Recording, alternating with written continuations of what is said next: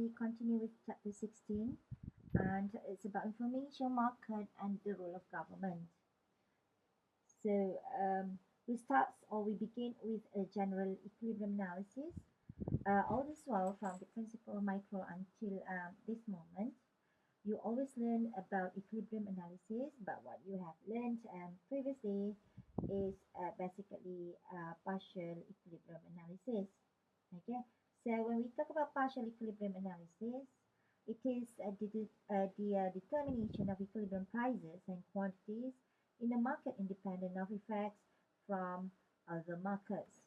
So, for instance, when you learn demand and supply or market, so you have something like this. Okay, so you have quantity here and then price here, and then you have demand and then you have supply, isn't it? Then you have P star here and then you have Q star here. Okay, now let's say this is the market for orange. Okay, market for orange. So demand increases because of certain reasons or determinants or factors, and then you stop here. You don't talk about the relationship between orange market and other markets. Okay, or even if you talk, let's say between orange and apple, okay, you don't talk like what happens next. You just talk about, let's say, demand increases, and then okay, price increases, and then substitute to the apple's demand, and then that's it. Okay, so this is basically partial equilibrium analysis. But now we move to general equilibrium analysis. Okay, it is basically simultaneous determination of the prices and quantities in all, relevant markets, taking feedback effects into account. So let's look at the example here. Let's say we have two interdependent markets. Interdependent market means these two markets are depending on each other. So we have movie ticket and DVD rentals. If you look at the movie tickets and DVD rentals, both of them are substitute to each other, isn't it? So of course, if there is effect in the market of movie tickets, perhaps there will be another impact also on DVD rentals markets in terms of what? In terms of price and also quantity demanded and also quantity supply. So when market are interdependent, okay, the prices of all products must be simultaneously determined. Okay, so let's try to look at this analysis in the form of graph. So let's say the first graph is about movie. So here we have movie quantity, and then here we have price. The second graph here is a price, but here is DVD rental quantity. So let's say initially we have demand for movie, and we have supply for movie here, and the initial price here is, let's say, 6. Okay, and then here let's say Q movie, the initial one. So we call this point A. Now what about market for DVD rentals?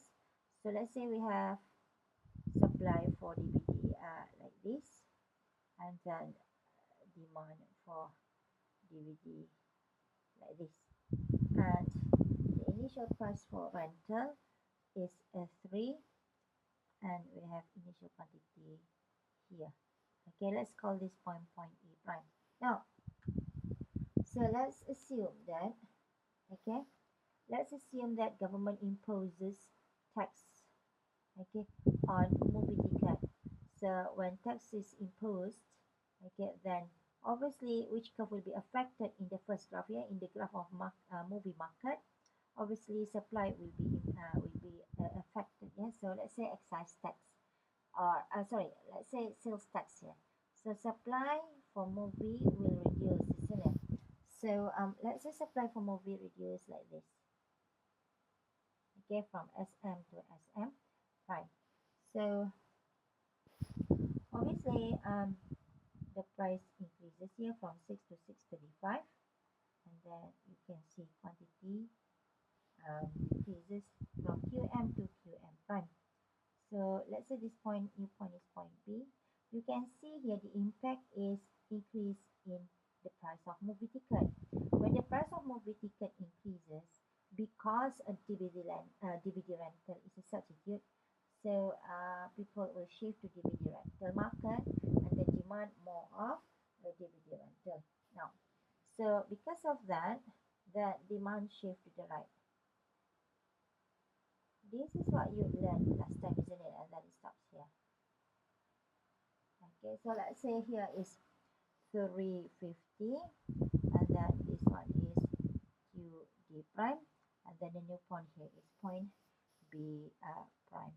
Okay, now next, because now the price has increased to 350 for DVD rental. DVD rental is relatively expensive now than before. So what will happen next is that obviously people will substitute DVD rental, and go to the movie ticket. So demand for movie ticket may increase.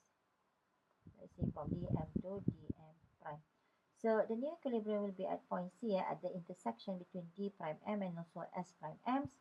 You can also see that the price of movie ticket keeps increasing to 675 for instance. When price increases, then it gives impact on the DVD rental market. Demand will increase, for instance.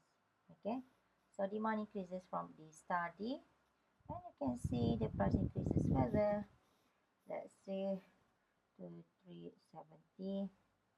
Okay, quantity increases. However, the price becomes, more expensive. So demand for movie ticket will also increase to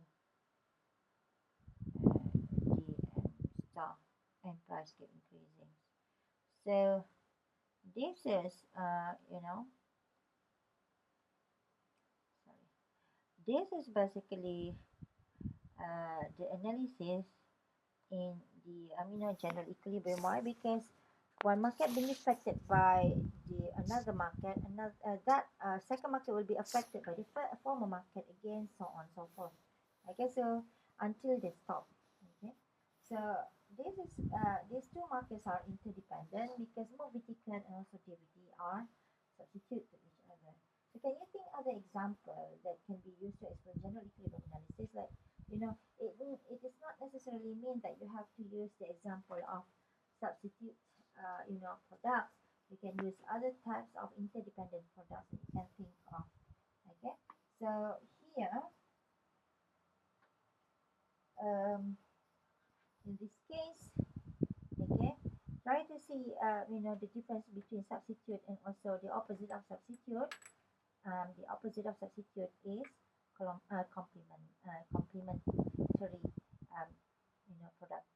Now we move to the second bit of this topic. It is efficiency in exchange. What does it mean by efficiency? And what does it mean by exchange? Efficiency, you have heard this term when you did your principle of microeconomics. Okay, so if you could recall back, efficiency can be of two types. The first one is basically, productive efficiency. The second one is allocative efficiency. Okay, so try to look at the meaning and also the intuition behind these two terms, because some of these you have studied in principle of micro. Now you look at the term exchange. Exchange is basically buying and selling, or what we call as trade. Okay, so when we have an economy or a country in which we call it exchange economy or exchange country, we have what there? We have market in which two or more consumers, okay, at least two, otherwise you cannot have the exchange. Okay, two or more consumers trade two goods among themselves.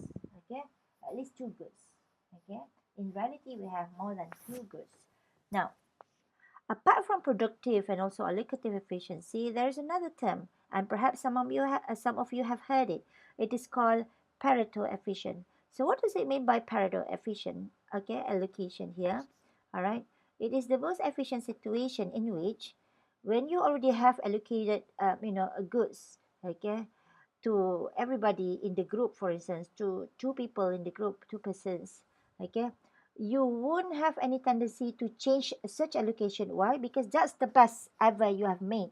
Because if you try to change it, then let's say person A and then person B, so you have allocated the goods, in which it is the best ever allocation, A and B satisfied.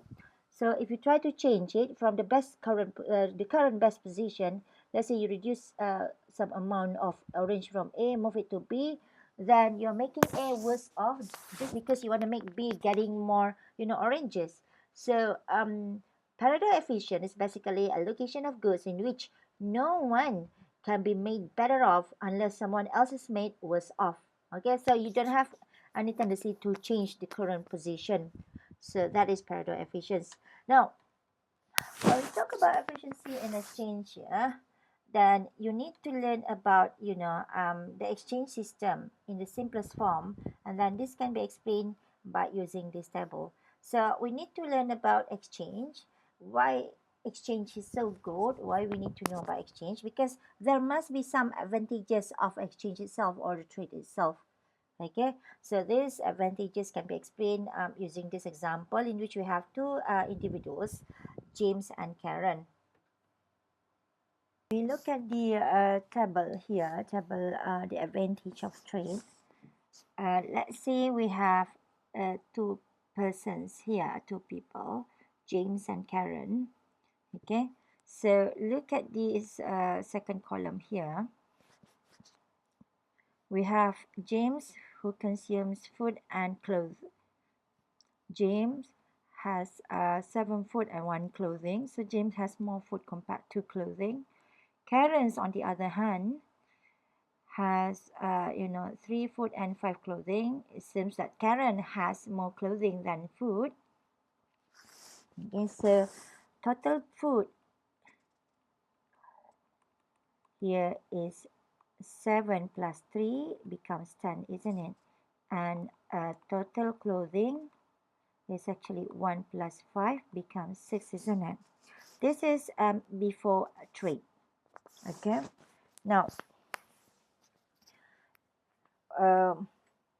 so here, in order to explain the advantage of trade, we need to look at the preference of James and Karen. Okay, so the preference of James and Karen can be explained by using the concept of MRS. I'm sure you have heard the concept of MRS when you did your intermediate micro 1. Okay, so MRS, or marginal rate of substitution here, as we can see, I did mention to you just now, Karen has more clothes and less food. And let's say because of that, then we can say MRS Karen is actually equivalent to 3. Okay, now, so that means, okay, to get 1 unit of food, Karen must forgo 3 clothing. Okay, so here Karen prefer to have more food because Karen already have more clothing. On the other hand, when we talk about James, MRS James, okay, you can see here James has more food compared to clothing. So in order to reflect this situation, we may have MRS James equivalent to half. So what does it mean here? To get 1 unit of food, he must forgo half clothing. That's what it means. Okay, now, so if you see here, MRS for both of them are not the same, isn't it? Okay, so is there any room for mutually advantageous trade? Yes. Okay, why? Because if you look at James, okay, James values clothing more than Karen. Okay, why? Because if you look at the MRS for James here is half. Okay, James is only willing, okay, to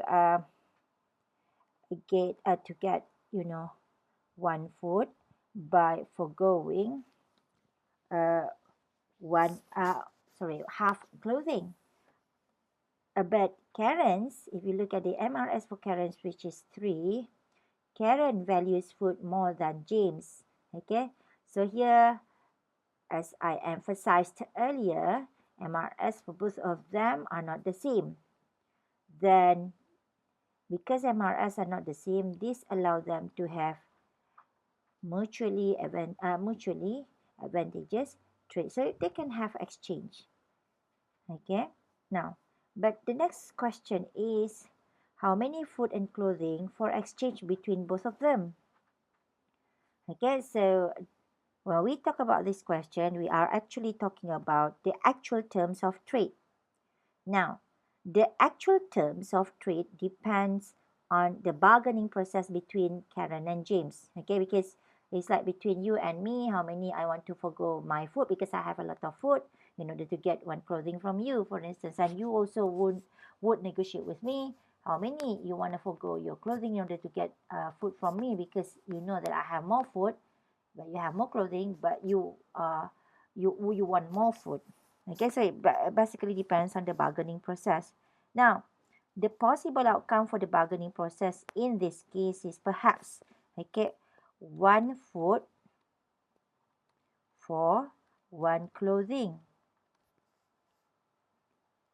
Okay, so it's like, okay, from James, James will exchange one food in order to get one clothing from Karen.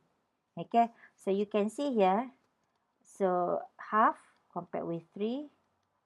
So as long as the bargaining process or the MRS is between half and 3, then you can have exchange. This, if you look here, 1 here, 1 food for 1 clothing, that means the exchange is 1. So 1 is in between half and 3, isn't it? So that's the possible terms of trade between both of them. Okay, now, so if they exchange this way, let's say 1 food for 1 clothing, for instance, or maybe 1 food for 2 clothing, because 1 food for 2 clothing is still between this, range of MRS, isn't it? All right.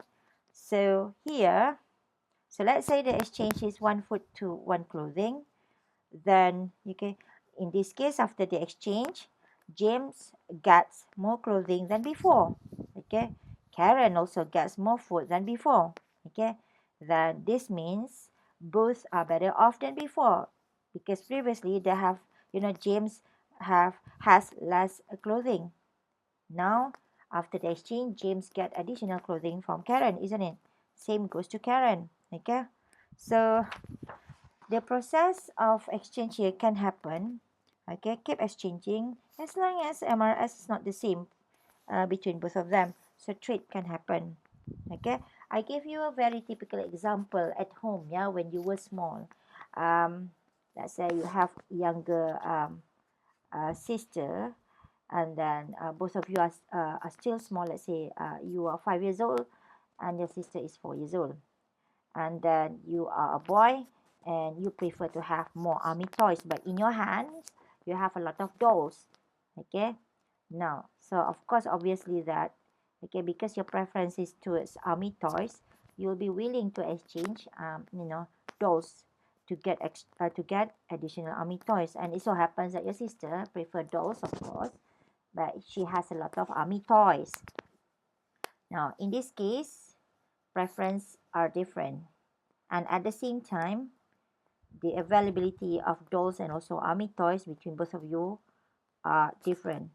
So whenever preference are different, because you prefer army toys and your sister prefer dolls more, and but then she doesn't have more dolls, she has more army toys, then there's a possibility for exchange between both of you, isn't it? Let's say you bargain, you would say to your sister, okay, I want more army toys from you for let's say 10 for one unit of dolls that I want to exchange with you. But then maybe your sister will say that's not fair.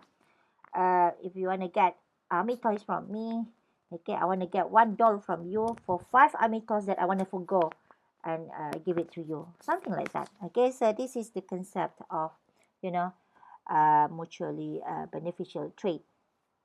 Okay, now, so let's go back to this table here. So like I said, this column says the availability of food and clothing for James and Karen's. But then, like I mentioned to you earlier, let's say we have exchange of one food for one clothing between both of them. Okay, so now you can see trade happens, the exchange happen.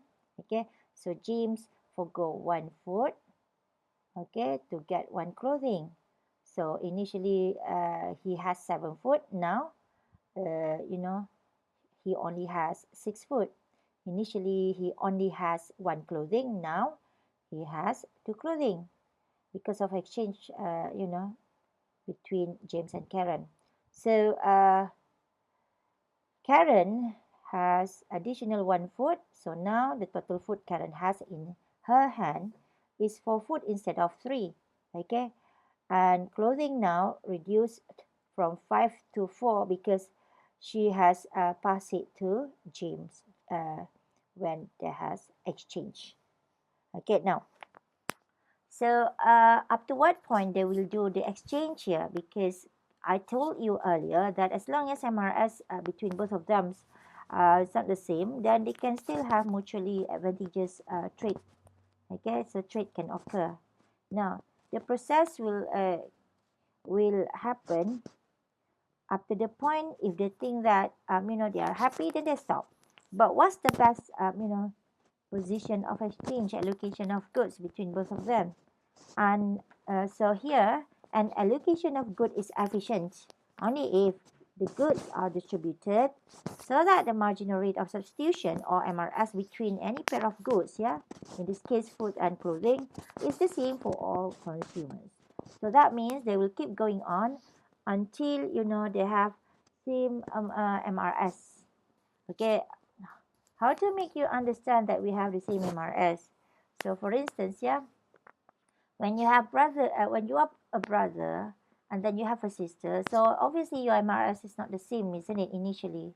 So when you do the exchange of army toys and also doll, there will be one point where you don't want to do exchange anymore because you feel like, okay, stop, I don't want to do exchange, it's not beneficial anymore because I can see that, okay, I prefer I prefer army toys now. I have more army toys than before, and you also have more dolls than before.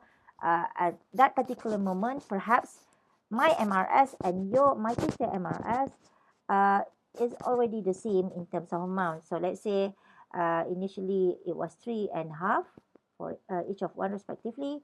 Now MRS after the exchange become, let's say, 2, okay, for both James and Karen.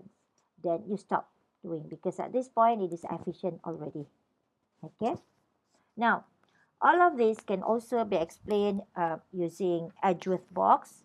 Okay, so when we talk about Edgeworth box here, how does it look like? What does it mean by Edgeworth box? Now, Edgeworth box basically is a diagram, it's a box actually, It shows all possible allocations of either two goods between two people, in this case James and Karen's, two goods, in this case is food and clothing, or of two inputs, let's say capital and also labor, between two production process.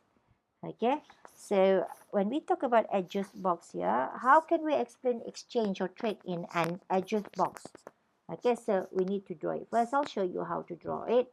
Okay, so first, so here have this. So we have this. Then we have this. And also this. So here.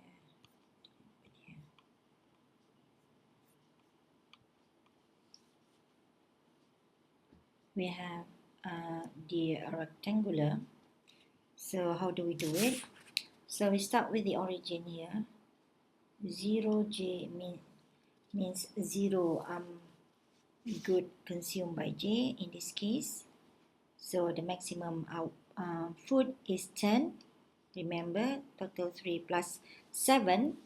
So if we move to the right, then we have more of James food. Yeah. Okay.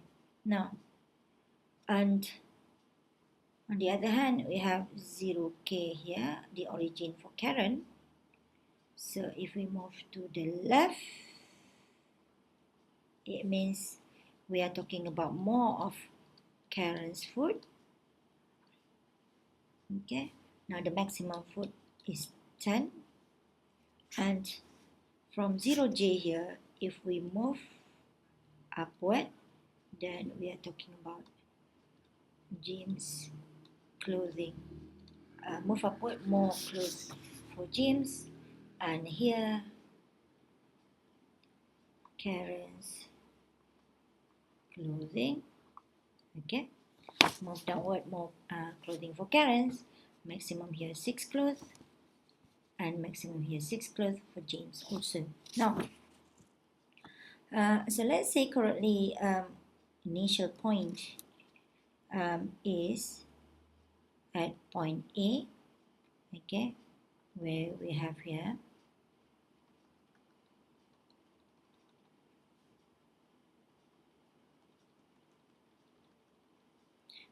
point A, in which at point A, James has 7 food, and therefore Karen's here has 3 food. 3 plus 7, 10, isn't it, maximum? And when it comes to clothing, okay, Karen has 5 clothing, and then James here has around 1 clothing. Okay, now let's say they want to do exchange, and it is 1-to-1 exchange. So it means, okay, James will forgo his food equivalent to 1 unit, give it to Karen in order to get 1 clothing from Karen. So 1 clothing from Karen means Karen forgoes 1 clothing in order to get 1 additional unit of food from James. Okay, so if that is the case, so let's say from point A, James has 7 food, so we move to the left. Okay, we move to the left to reduce 1 food by James. Now the remainder is 6 food, isn't it? At the same time, James, from here, instead of having 1 clothing, because Karen is foregoing 1 clothing in order to get 1 food from James, so James will get 1 clothing from Karen. So move to point B here. Alright, now so it becomes, instead of 1 clothing, it becomes it becomes 2 clothing. Okay, so 2 clothing here. Alright, now what about Karen? Okay, so because 1 clothing received by James, it means 1 reduction of clothing from 5 to 4 clothing for Karen's, isn't it? And instead of 3 food, Karen's get 1 additional food from James. You see here, minus 1 here, goes here, plus 1. And then Karen's also move to point B. Okay, so ending up here, instead of 3 food, Karen has 4 food. Okay, now, can you see here, movement from point A here to point B? Okay, Karen and James are now better off. Okay, why? Because initially, James has less clothing, only 1. Now, James gets extra clothing. Now, it becomes 2 instead of 1. Similarly, for Karen, initially, Karen has only 3 food. But now, Karen has 1 additional food received from James because James forgo 1 food for 1 clothing. Okay, so now the total food in Karen's hand is 4. So moving from point A to point B, Karen and James are now better off. However, the question is point B an efficient allocation? It depends on 2 things. Number 1, at B, when we move from point A to point B, because remember at point A, in the previous slides, I told you that there will be a possibility of mutually advantageous trade whenever MRS for both Karens and James are not the same, isn't it? So it means, okay, whenever it's not the same, so Karen and James will exchange to each other. Okay, remember the story of, brother and sister in army toys and also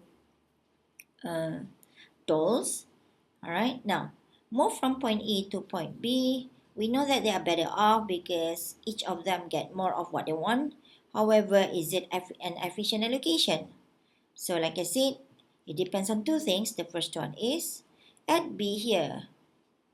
What happens to the preference of James and Karen? In other words, what happens to MRS, marginal rate of substitution for James, and also marginal rate of substitution for Karen? Okay, is it the same or not? If it is not the same, then we know that it is not an efficient allocation, though point B gives better situation for James and Karen.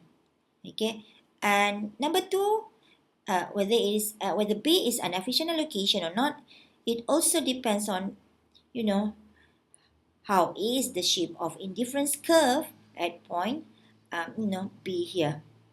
Okay, so here it's not just sufficient to say that they are better off. We want to see whether they are this point B is an efficient allocation or not. Then in Edgeworth box, we need an indifference curve analysis basically. All right. So in this case, we want to show you, efficient allocation for these two consumers, okay, or individuals. Then how do we do it? We move to the next graph here. We still want to use Edgeworth box, but this time instead of drawing point A and point B, we want to put point A and also point B on indifference curves so that we know whether it is an efficient point or not. Okay, now, so here let me redraw again Edgeworth box. So Edgeworth box like this. Okay.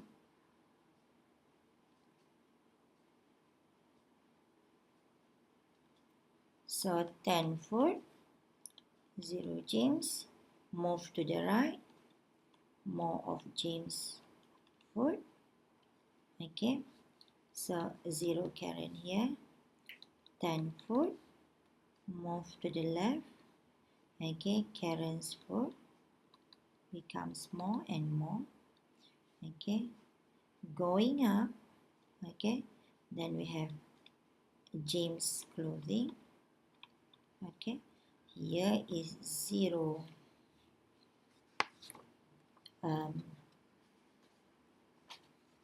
clothing for James. Okay, 6 clothing, and then here 6 clothing for Karen. Okay, so let's say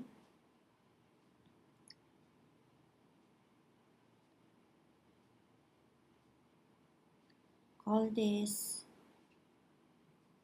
UJ1, and we have another one here,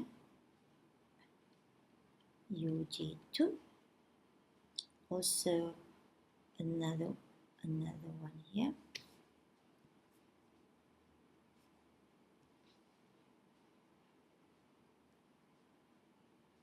UJ3.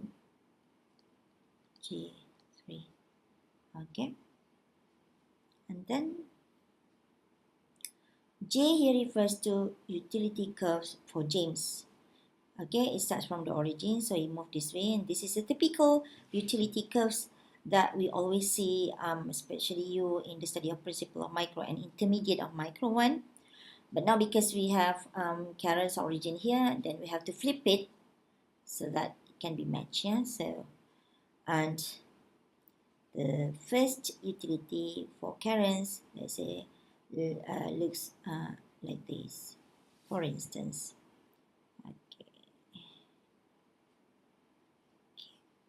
Okay. So this is UK1 for Karen. And then we have the second one here.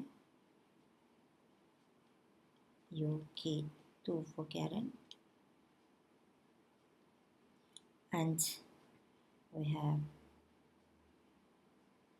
the third one here. Okay, this one is UK3 for Karen. Okay, now, so let's see here. We have C, D, and then we have this C, D, B, and let's say we extend this. So this one, point A. Let's say we know that initially it is at point A. Okay, so A here is actually, it gives the initial allocation of resources. Okay, now we initially from point A move to point B. As we can see at point B, okay, at B, we can see that UG2, okay, and UK2, what happens to them? Intersect. If they intersects each other, that we know that MRS for J compared with MRS for K are not the same. How do you know? Because if you go back to the study of intermediate micro 1 and principle of micro, MRS, marginal rate of substitution, is basically the slope of utility function. We know that the slope of utility function for James and Karen's are not the same when the utility curve for James and Karen's intersect each other at point A, isn't it? Okay, then we know that the slope is not the same. Okay, then we know that initial point here, MRS James and MRS Karen's are not the same. That's why there's a possibility of trade or exchange. So they move from point A to point B by exchanging one food with one clothing to each other, isn't it?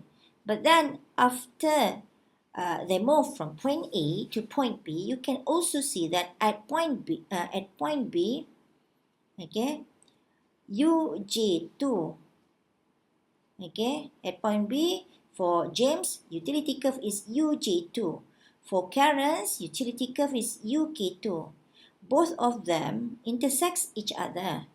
Therefore, we know that the slope of UJ2, which is referred to MRSJ, is not the same as the slope of UK2, which is referred to MRSK.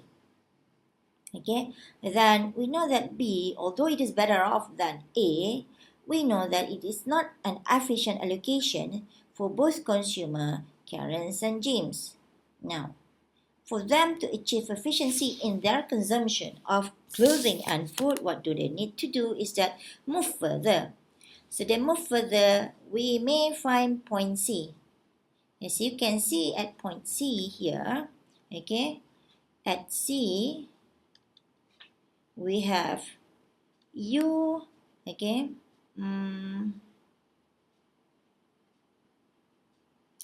UJ2, yeah, at point C, UJ2, and then we compare with what? UJ2, we compare with UK3. So we have MRS for James compared with MRS for Karen. At point C, we can see that UJ2 is a tangent to UK3. That means the slope of UJ2 refers to MRSJ is equal to the slope of UK3 refers to MRS for Karen. They are equal. We know that when the slope are equal, MRS are equal. Then they stop trading, isn't it? When they stop trading, because they have reached the equilibrium at this particular point in terms of satisfaction. So now, this kind of allocation at point C is considered as an efficient allocation. What if, Instead of moving from point B to C, they move from point B to D. Is it possible? Yes, it is possible because at point D, you can see UJ3, okay, for James, and UK1 for Karen. Both MRS for Karen and James at this particular point at point D are the same because UK1 is a tangent to UJ3. Okay, so both C and D are efficient, efficient point. So what is efficient allocation then?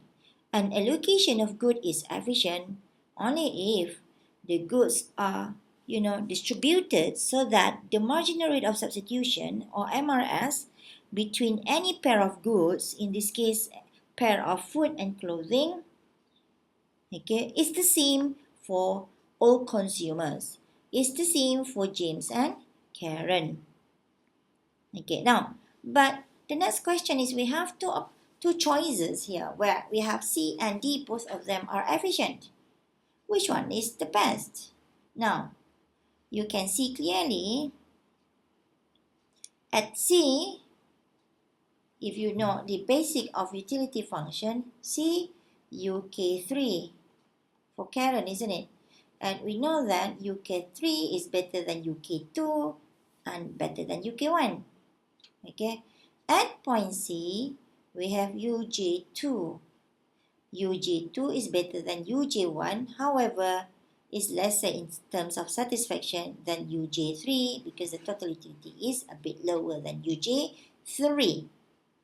So if we choose or if we pick C, both are efficient, both are satisfied, but then of course Karen gets better, choice because Karen can get more clothing than before. On the other hand, if we talk about D here, the highest utility goes to utility for James, which is UJ3.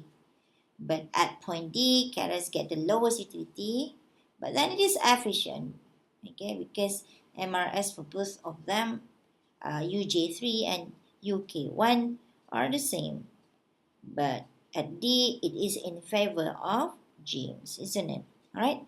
So this is how we explain efficient allocation using utility analysis between both James and Karen, thinking that or assuming that they don't have any problems in terms of income, in terms of money to buy food and also clothing. Okay, now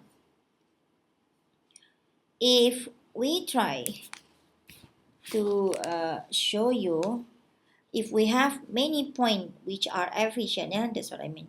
Okay, C and D. Okay, now what we can do here is that we can combine C and D, okay, to get a curve, for instance, something like this.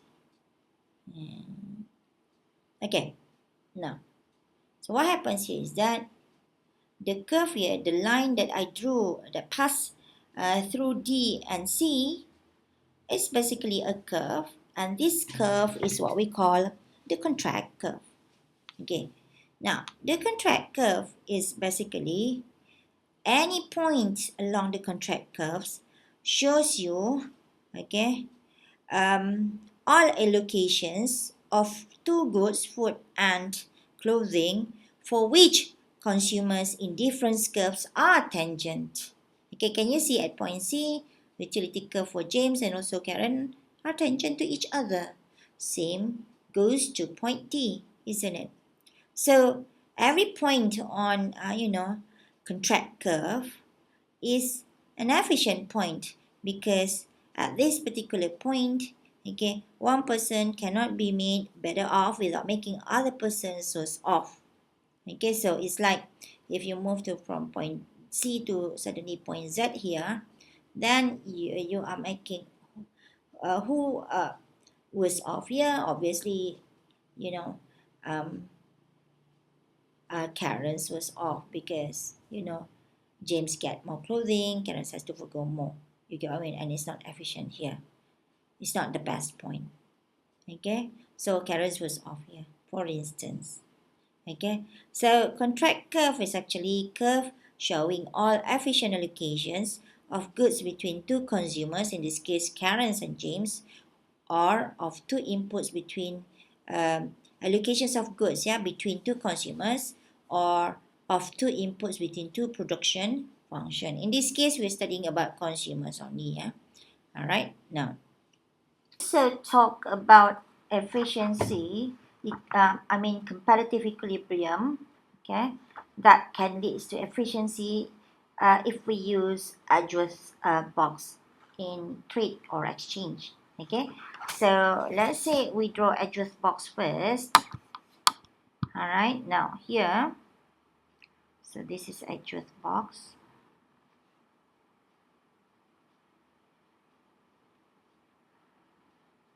But we still use the same example. This time we assume we have many James, the same types of James, and we also have many Karens. So 0 James here. Move to the right as usual. James clothing. Okay. Then we have, sorry, James food, yeah. Then we have 10 foods as the maximum or total food available. Here 6 clothes, 0 Karen. Okay, going down. Karen's clothing. Okay, here also James clothing, yeah, you write it yourself. So here we have 6C and food. Okay, so move to the left. Karen's food. Okay, now, so let's say we have these two utility curves to represent James' satisfaction. So here, okay, so this we call it UJ1, and another one is this UG2. Okay, then for Karen's, origin Karen is here, isn't it? So we have to flip it, and we have something like this. Let's say like this. Okay, so this one is UK1, and we have another one here. Okay, call it UK2. And then let's say the initial point is here, point A, and then these two wants to move from point A to point C. Okay, from point A to point C. Okay, recall back our objective here is to show that this equilibrium at point C can be a comparative equilibrium, okay, that leads to efficiency. So we use this address box to explain it. Okay, so like I said, A is the initial allocation or point A. Okay, so in order to ensure that it's efficient and looks real, we need to incorporate the cost as well, and we need to incorporate the budget here. So here we need to put the price line. Okay, so let's say for simplicity, the price of exchange for both food and clothing is actually equivalent to 1. That means 1 food for 1 clothing, isn't it? 1 to 1. So that each unit of food can be exchanged for 1 unit of clothing. Then this thing leads to price line. Okay, and a price line in this graph can be shown from point A to point C, passing through point C, straight line, and then we call this point a graph line PP prime. Make it clear. Okay, so this one is PP prime. Okay, the line PP prime. So the line PP prime represents the ratio of prices. Okay, so we know that the equilibrium will lead to point C. Okay, at the point of tangency of both indifference curve. Okay, so here we can see that let's start from the beginning again. So from point A, let James decide to buy 2 units of clothing and then sell 2 units of food in exchange, okay, with Karen. So that's why he moves from point A to point C here.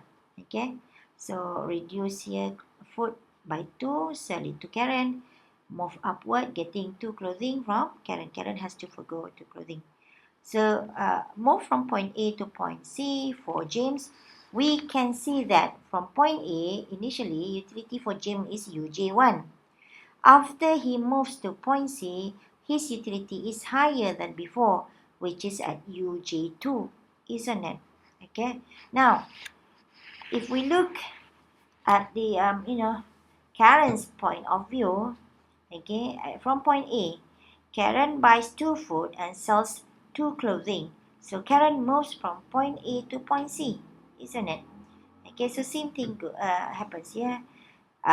Initially at point A, Karen's utility is UK1, but after moves to point C, the new utility for Karen's is UK2. UK2 is higher than UK1 because you go the other way around. Yeah, this is the origin, so it's the opposite of James. Okay, now what happens here is that, okay, exchange 2 food for 2 clothing here, and both are satisfied at point C, isn't it? Alright, so here, as a consequence, market for both food and clothing are in equilibrium, isn't it? Okay, in which quantity demanded for food equals to quantity supply for food, or exchange for food here is the same. Okay, nor excess supply nor excess demand for food. Similarly, same goes to clothing. Quantity demanded for clothing is equivalent to quantity supply for clothing. So we have equilibrium in every market. In this example, we only have 2 markets. So market for food and market for clothing have no excess supply nor excess demand, isn't it? Okay, and at this particular point, also at point C, we learned that MRS G equals to MRS Karen, isn't it? How do you know? Because utility curve for Karen's, which is UK2, is a tangent to utility curve for James, which is UG2. Okay, not only that, yeah. Okay, if you see here at point C, the MRS here, if you see the price line P prime, okay, you can calculate the slope. It is because we exchange 2 food for 2 clothing. That means the slope of PP prime, the price line, is actually -1. Minus shows you the negative relationship between food and clothing. So the slope in absolute term is 1, which is equal, so happen that the line PP prime line is a tangent to both, UK2 and UG2. If PP prime line is a tangent to both UK2 and UG2, that means, okay, the slope of PP prime is the same as the slope of UK2 for Karen and the slope of UG2. And we already know that the slope for UK2 means the slope of utility function for Karen, which is MRSK, Karen, isn't it? And similarly, UG2, its slope is MRSG. Okay? Now, and here that means the slope for price PP prime line is the same as the slope for indifference curve. That means, okay, the slope of PP primes equals to the slope of UK2 equals to the slope of UJ2. Okay, the slope of UJ2.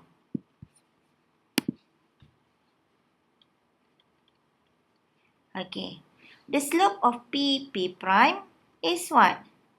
PF over PC. If you can recall back in the way we draw utility curve and budget line, PP prime behaves like budget line, and then utility curve, here you have budget line and utility curve, we call it indifference curve analysis.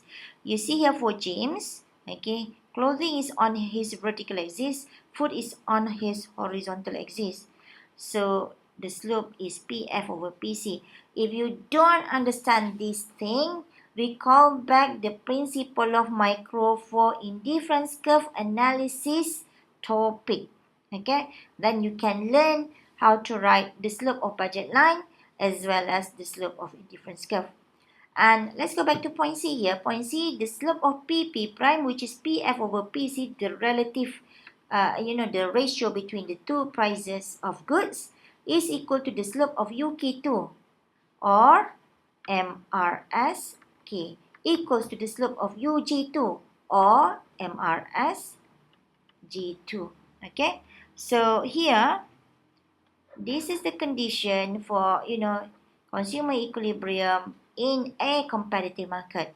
Why it is called competitive market here? Because the price 1-to-1 here is taken without question by both Karens and James. Okay. Now, in this case, we know that when we have competitive equilibrium again, we don't have, excess demand. We don't have excess supply. Okay, and once we reach this point C, we know that we have achieved, efficiency. Okay, so here when we talk about efficiency, because the indifference curves are tangent, all marginal rate of substitution, which is MRS, between consumers are equal. Okay, because slope of UJ2 equals to slope of UK2. And slope is MRS. Okay. Now number 2, because each indifference curve is tangent to price line, which is PP prime, each person's MRS of clothing for food is equal to the ratio of prices of the two goods. The ratio of the prices of the two goods is actually the slope of PP prime. Okay. So this is what I told you just now.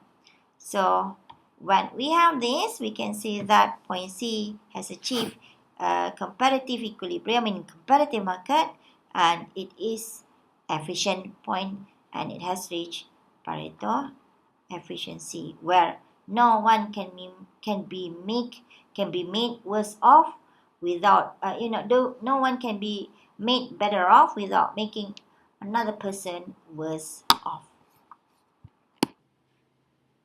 This is what I said just now. If individual preferences are convex, utility curve is convex, then every efficient allocation, every point on the contract curve is a competitive equilibrium for some initial allocation of good. Because if I just draw roughly like this, okay, I have another one here. So this we join, it becomes contract curve, isn't it? But this is also efficient allocation because we know that MRS are equal for all both goods for both persons or individuals. Okay, from some initial location, then we have efficiency in competitive equilibrium. But then whether C or D is better in terms of distribution, that one is different story, which is not covered in this topic. Okay, now here we still want to talk about efficiency. Now we want what we have done here is that we look at the efficiency on the consumer side. But in trade, we must have not only consumer, we also need to have producer side. So we want to look at the efficiency, concept in the production. Okay. So when we talk about this, we are basically looking at the input efficiency. Now, when we talk about efficiency in production, I'm sure if you can recall back the principle of micro that you learned last time, you have productive efficiency and also allocative efficiency, isn't it? Now, what does it mean by these two? Please do your revision. Now, we move to the technical efficiency. Now, technical efficiency, before I explain further, try to see this one and see which one it refers to. Is it the first one here, productive efficiency, or is it the second one here, allocative efficiency? Now, technical efficiency is a condition under which firms combine input to produce a given output as inexpensively as possible or the cheapest cost. Okay, we are talking about the cheapest cost. Producer try to combine inputs, let's say labor and capital, to produce output with the cheapest cost, the minimum cost. Now, if producers of food and clothing minimize production costs, they will use combination of labor and capital so that the ratio of marginal product of the two inputs, this is the ratio of the marginal product of the two input, let's say capital and labor, is equal to the ratio of the input prices here. Now, if you see this is equilibrium, and if you can recall back the intermediate micro 1 study, this is equilibrium that you saw in the study of production, yeah. And this equilibrium is about the isoquant analysis, isocost, isoquant analysis. Okay, so please do revision because I won't repeat again here how to find MPL over MPK equals to W over R. Okay, you have learned it in intermediate micro 1. Okay, now if you look at the left hand side of expression 2 here, okay, this one is nothing else but the slope of what? The slope of isoquant. And the slope of isoquant, it has its own name. If you recall back the slope of utility function, we call it marginal rate of substitution. But the slope of isoquant, which is given by this formula, MPL over MPK, how do we call it? It is called marginal rate of technical substitution, or MRTS. Okay, so instead of writing this way, we can replace it with this MRTS equals to W over R. So MRTS is basically the term used to explain the slope of isoquant, or the ratio between MPL, marginal product of labor, over marginal product of capital. So here, what is MRTS by definition? Okay, so MRTS of labor for capital is actually what? Is actually the amount by which the input of capital can be reduced. Okay, when we increase one extra labor for a given fixed quantity of product or output. So this is the typical definition of MRTS. If you're not so sure or you can't understand, go back to your intermediate micro 1. Okay, so if we have expression 3 or expression 2 here, then we can say that we have efficiency in production. What kind of efficiency? Technical efficiency. Again, like I said, try to see technical efficiency refers to which one here. Is it refers to number 1, number 2, or both? Okay, now, so when we talk about efficiency in production, another thing that we need to look at is the production possibilities frontier. Okay, so when we talk about the production possibility frontier, what it is, I'm sure you have seen this one in your first year when you study principle of micro. So it is a curve that shows the combinations of two goods that can be produced with fixed quantities of input. So I'm sure you have seen this before. So let's say we have good A, good B, and then we have PPF here. So sometimes it is called PPF, production possibilities frontier, or sometimes it is called PPC, production possibility curve. Okay, so basically all points along this curve, PPF or PPC, shows all efficient combination of output. Okay, why? Because at this point you have used all the available resources without any waste.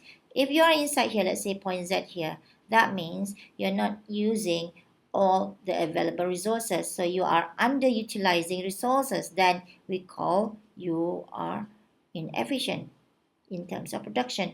But if you are here, let's say W, it is desirable because you can produce more B and A. However, it is not on the PPF curve, and you have limited amount of resources because you have fixed quantity of input here or resources. Then we know that W here is something that we can dream of, but we can't achieve unless if we have technological expansion and whatnot. For instance, move here. Okay, now, so the production possibilities frontier is concave. You see concavity here, okay, because its slope, which is referred to marginal rate of transformation, MRT, okay, increases as the level of production of food increases. This has something to do with what you learn in the first year. Okay, so for instance, yeah, if I draw again here A and B, and then I have PPC here, I'm at point B now, then I move to point C. So let's say here, in order to produce 1A, I need to forgo 1B here. So the slope here is 1, okay? But then when I need to move from point C to D, I need to even forgo more good B, let's say 3, in order to get 1A. So the slope here is 3. So why do I need to forgo more and more B in order to produce A here? Okay, before I forget, let's change this point to, instead of B, C, D, otherwise you get confused with good A and good B. Let's say W, X, Y. That's even better. Okay, now, why? Why do you need to forgo? And you see the number of B that you need to forgo increases. Because now when you want to produce more A, you have to take some input, some labor, some machine from B, transfer it to production of A and produce more A. But this labor, they are very good in production of B, but they're not very good in production of A. So you need more and more of them. Okay, because it's like a person who can cook not necessarily means that he can, swim, or he can, produce other things. That's what I mean. Okay, now, so in this case, MRT, marginal rate of transformation, is basically what? How many good B, okay, we need to forgo to produce one additional unit of good A. In this case, let's say B is clothing, A is food. Okay, now, so let's say at point from W to X, okay, the MRT is actually, okay, 1 to 1, isn't it? So you need to forgo 1B in order to get 1A, isn't it? But from X to Y, MRT is 3B. You need to forgo 3B in order to get 1A, to produce 1A. Okay, because resources are not equally adaptable in both production. Okay, if I'm a chef, you suddenly request me to build a house. I'm not equally adaptable in both production. I can only produce cake, for instance, not building a house. Okay, so that marginal rate of transformation is actually the slope of PPC or PPF. It is the amount of good that must be given up to produce one additional unit of a second good. So along the frontier or along the PPC, so let's say clothing is here, food is here, okay. Along this PPC, the following condition should hold. Okay, MRT, which is measuring the slope of PPC, like let's say here, this is the MRT at point A, another one MRT at point B, for instance, must be equals to the ratio of marginal cost between marginal cost of food over marginal cost of clothing here. Okay, so here this one behave like the slope of isocos. This one behave like the slope. This one is actually the slope of PPC or PPF. We can explain further using graph. So let's say we have a graph here. Okay, we want to look at the analysis using PPF or PPC. So we have food here, we have clothing here, and we have our PPF. Okay, so let's say initially we are here, okay, and then we have price curve, and then we have utility. Okay, call it utility 1, and this point is at point A. Okay, now you see at point A here, the price curve that we have here is basically PF star, PC star. That's the current price, yeah?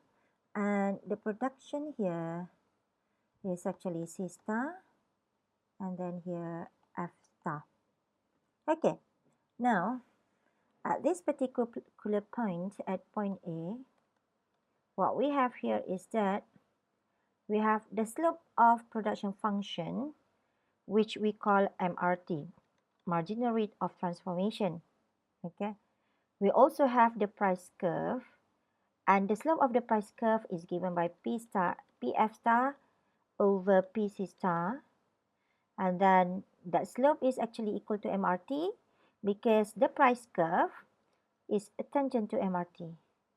Not only that, okay, this is on the producer side. Not only that, on the consumption side, we have utility function U1, and you can see that the price curve is also the tangent, a tangent to U1. So when it is a tangent to U1 at point A, then it means the slope of U1 at point A, which is called MRS, marginal rate of substitution, is actually equivalent to the price, curve slope, and also actually equivalent to the slope of production function. So in this case, on the consumer side equals to on the producer side based on the slope of price curve, isn't it? So at this point, we call it efficiency not only in the production, because efficient in the production is when MRT equal to the slope of the price curve, but also equilibrium in on the consumer side, where the price slope is also equivalent to MRS. Okay, now, so in this case, efficiency in the output market can be seen as this. When output markets are perfectly competitive, when the prices are taken as it is, all consumers allocate the budget so that their marginal rate of substitution, or MRS, between two goods are equal to the price ratio. This one I have shown you just now in the graph, okay, where this equal to this, where the price curve is a tangent to U1 at point A. Not only that, okay, at the same time, each profit maximizing firm will produce its output up to the point at which price is equal to marginal cost. So when price is equal to marginal cost, okay, so how do we know price equal to marginal cost here? Right, because of the price curve itself is actually, equals to the slope of MRT. And the slope of MRT, this, okay, equals to this, equal to this. Okay, so this is actually on the production side.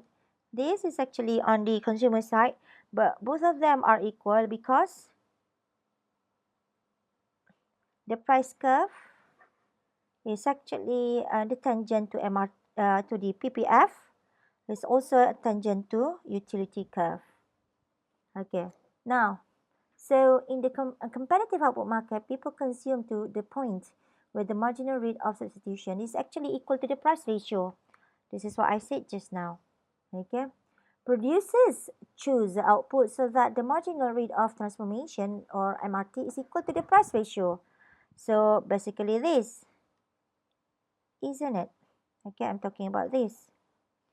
Okay, so because the MRS equals to MRT, the competitive output market is efficient. Why? Because whatever being demanded by consumer side here is equal to whatever being supplied by the producer side. So any other price other than PF star over PC in this graph, okay, will lead to excess demand for one good and excess supply of the other good. Okay, so but then, is there any possibility that we can consume more than C star and F star? Okay, let's say somewhere here. Okay, let's call this point Z. Is it possible or not?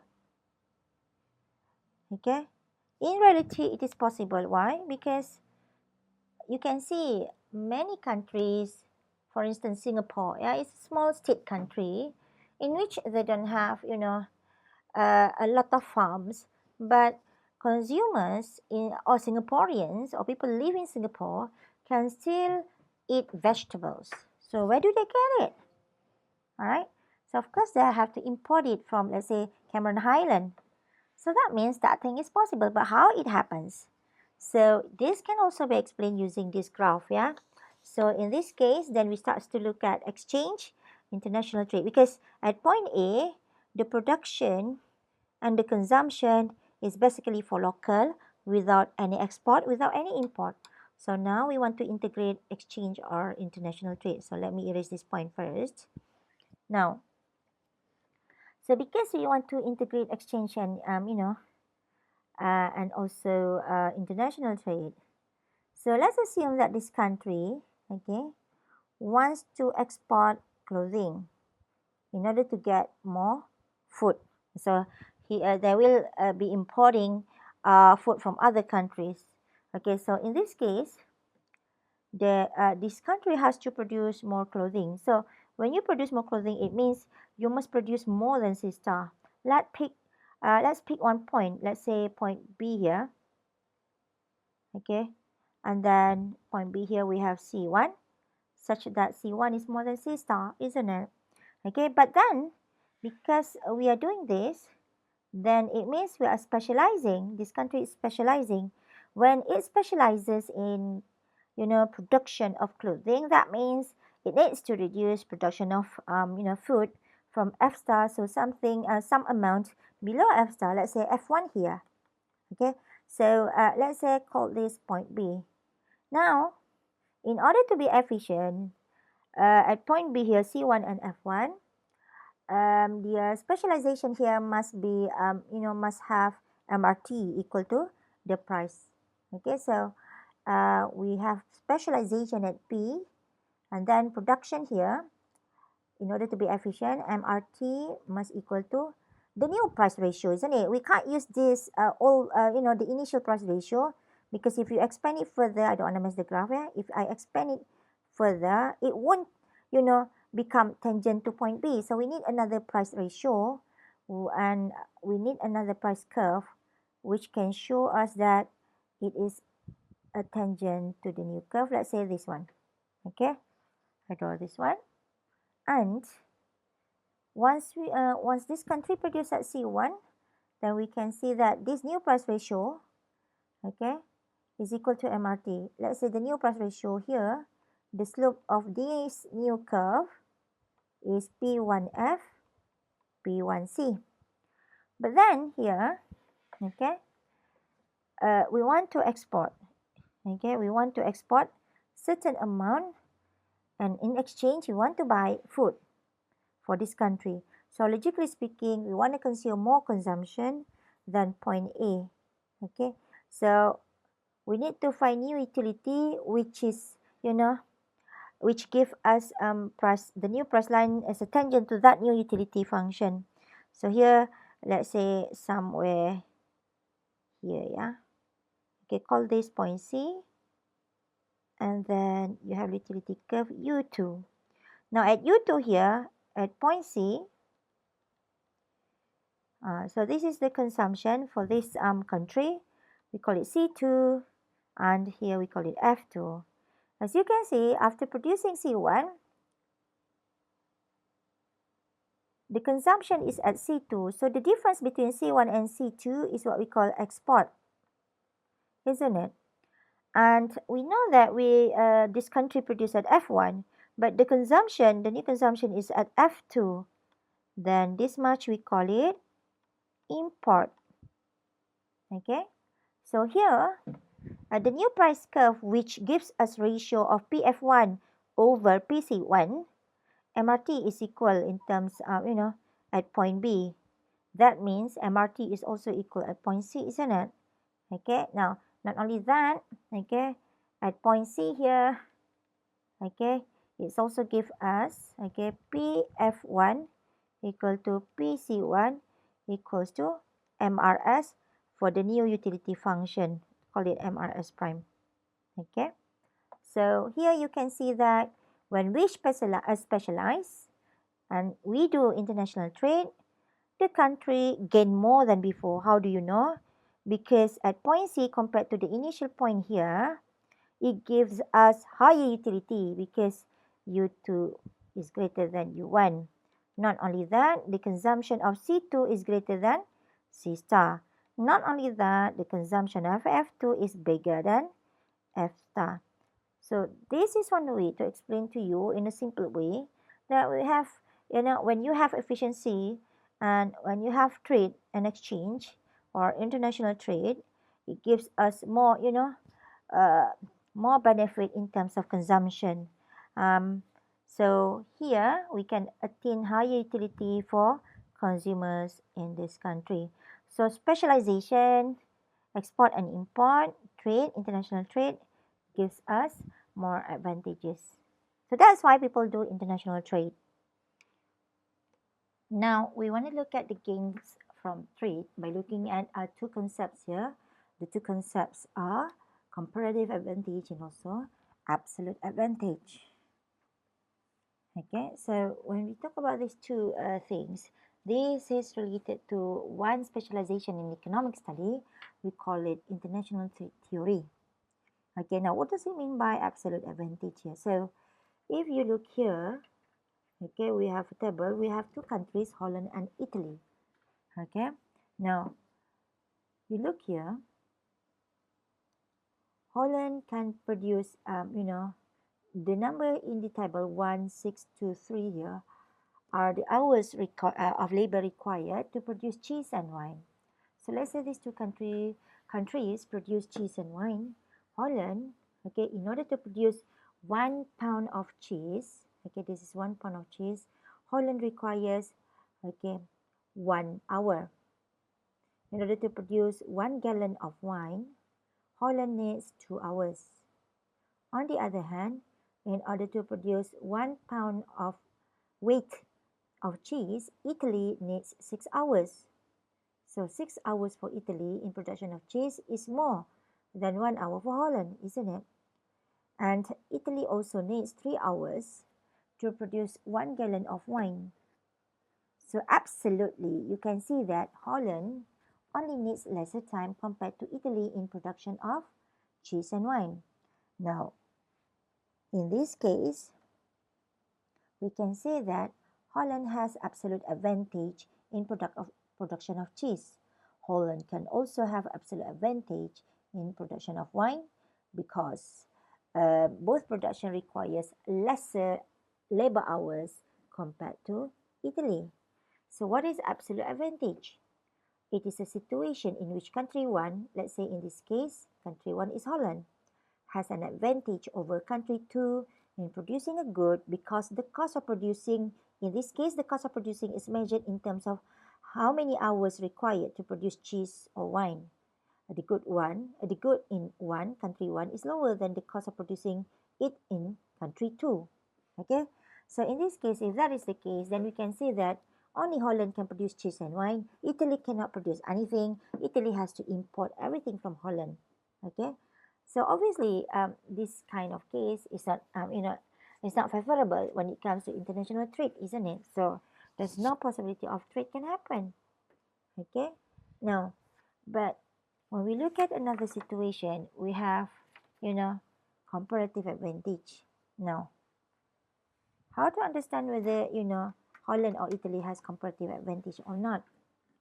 Okay, so when we trade, okay, um, Italy produces also, Holland produces also. So when we look at comparative advantage, these two countries becomes can have, you know, improvement because they are better off producing what they are best and purchasing the rest. Okay, so in this case, let's look at Holland. We want to check whether Holland has comparative advantage over Italy in producing cheese or not. Okay, now how to check this? Now, if you look at Holland here, Holland's cost of producing cheese and the cost of producing cheese is measured in terms of labor hours used. The more labor hours, the more costly it is, isn't it? Okay, so Holland's cost of producing cheese is half of cost of wine production. How do you know? Because it only requires 1 hour to produce cheese, but 2 hours to produce wine. So the hour of producing cheese is half than the hours of producing wine, isn't it? Okay. On the other hand, if we look at Italy here, okay, can we say that Italy has comparative advantage in production of wine or cheese? Which one? Okay. So if you look here, in order to produce wine, Italy only needs 3 hours. But in order to produce cheese, Italy needs, you know, twice as much as ours in production of wine. Okay, so in this case, production of wine requires only half of the hour of the production of cheese, isn't it? Now, in this case, can we say that Italy has comparative advantage in production of wine? Yes. So for Holland, Holland has comparative advantage over Italy in production of cheese. Why? Because for Holland, the cost of producing cheese in terms of hours used is only half of the cost of producing wine. In Italy, Italy can specialize in production of wine because the cost of production of wine is half of the cost of production of cheese in Italy itself.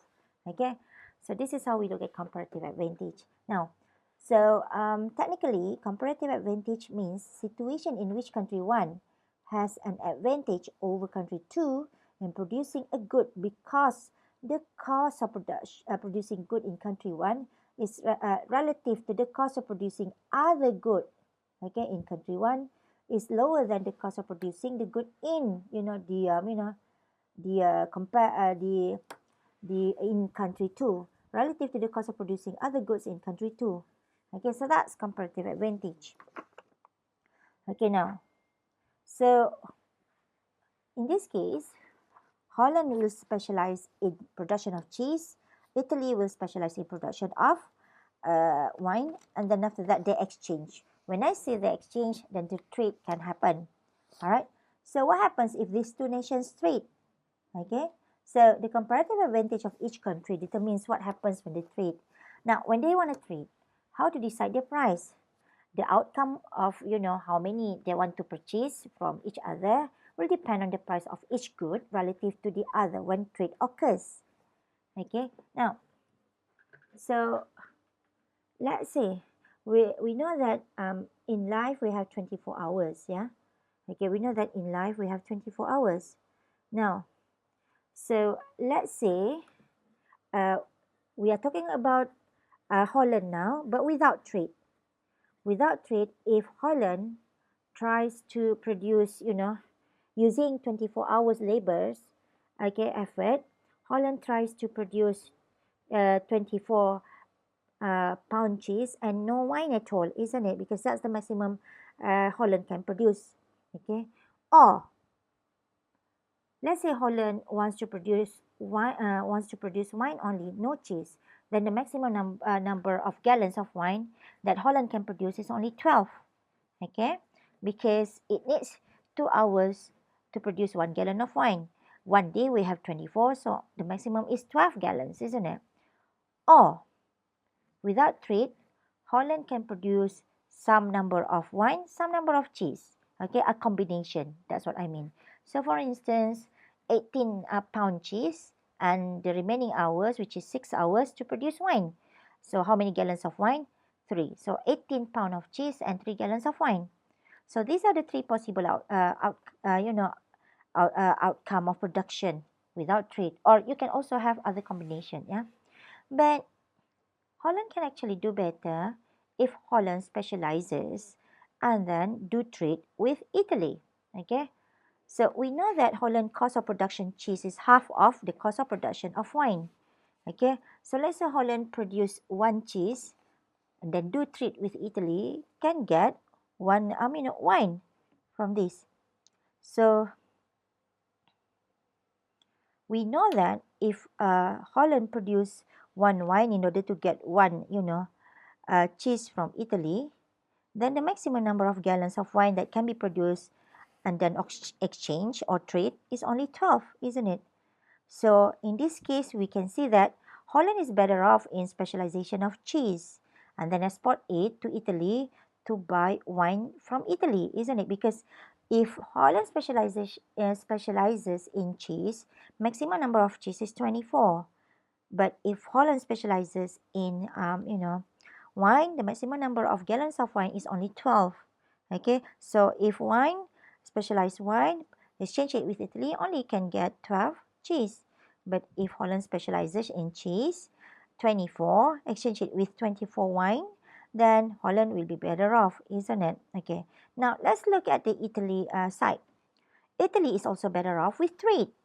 So first, We know Italy has 24 hours of labor, okay?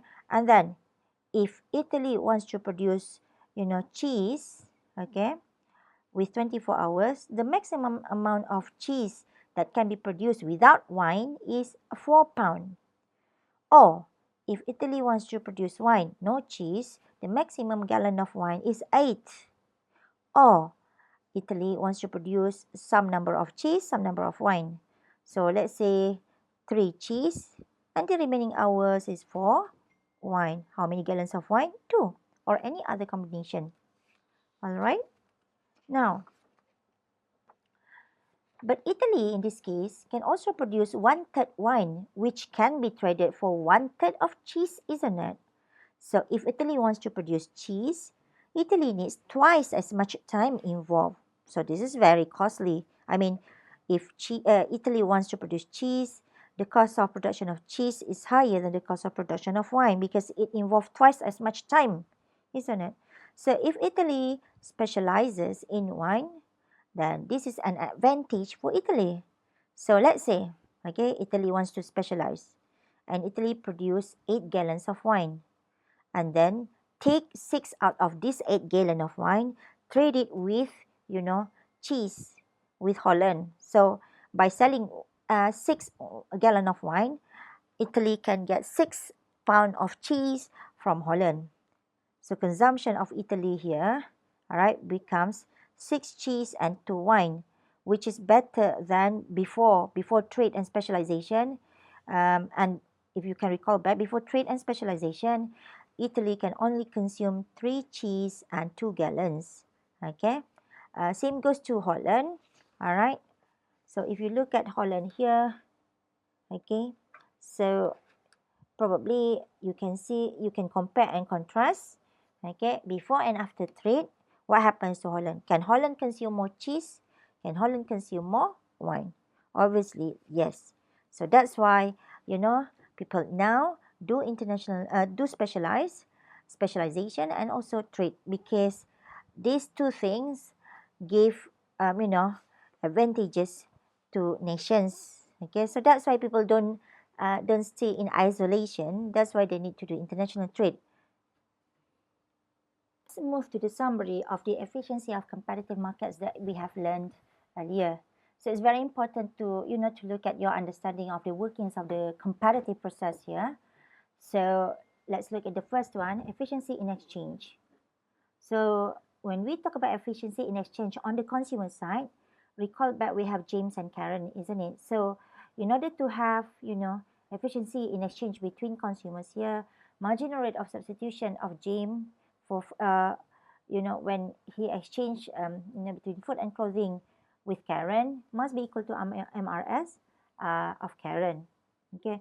And not only that, when they exchange and they put price on it, okay, a competitive market achieve this efficient outcome because of what? Because for consumer James and Karen, okay, the tangency of budget line and the highest attainable interference curve assure that this, okay, this.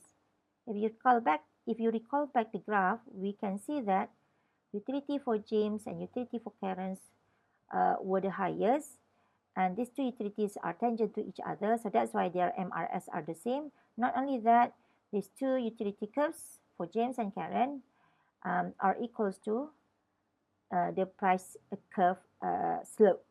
Okay. Now, next, the summary. Efficiency in the use of inputs in the production. This is on the production side. Okay, so every producer's MRTS, marginal rate of technical substitution of labor for capital, is equal in the production of both goods. Okay, so that when they are equal, then it's much easier to have efficiency. So a competitive market achieves this efficient point because of what? Because each producer wants to maximize profit by choosing the right amount of labor and capital, so that the ratio of input prices, okay, is equal to the marginal rate of technical substitution, MRTS. So the ratio of input prices is this, MRTS is this.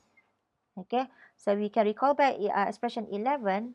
It is actually the equilibrium for the iso-cost iso-quant analysis that you've learned in intermediate micro 1. Now, not only that, This has also something to do with PPF, and the slope of PPF or PPC is MRT, marginal rate of of transformation.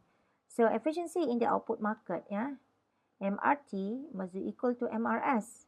So this is on the consumer side, marginal rate of substitution. This is on the producer side. When you combine both of them, they become markets because you have seller, producer, and buyer, consumer. Okay, so in order to be efficient in this output market, MRT on the seller side must be equal to MRS on the consumer side. MRT is the slope of PPF. MRS is the slope of utility function or utility curve. Okay. Now, a competitive market achieves this efficient outcome because of what? Because every firm wants to maximize profit. Okay, and when they want to maximize profit, they must follow certain condition. What is that condition? Marginal cost equals to price. Okay, so when marginal cost equal to price here, then you can see that the price curve slope equals to the MRT slope. Okay, but consumer maximize their satisfaction in competitive market only if what? If the slope of price curve equal to the slope of utility function. This one you have seen it before. And therefore, because this equal to this, and this also equal to this, therefore this equal to this. Okay, MRT equal to MRS. In this section, we want to look at why market fail. Okay, all this while when we learn about competitive market, we always say that as long as the market has demand equals to supply, we have equilibrium, then the market is efficient. However, in reality, it is not always the case. In reality, okay, when we produce goods and services in any firm, we have so many types of inputs, and the main inputs here is labor.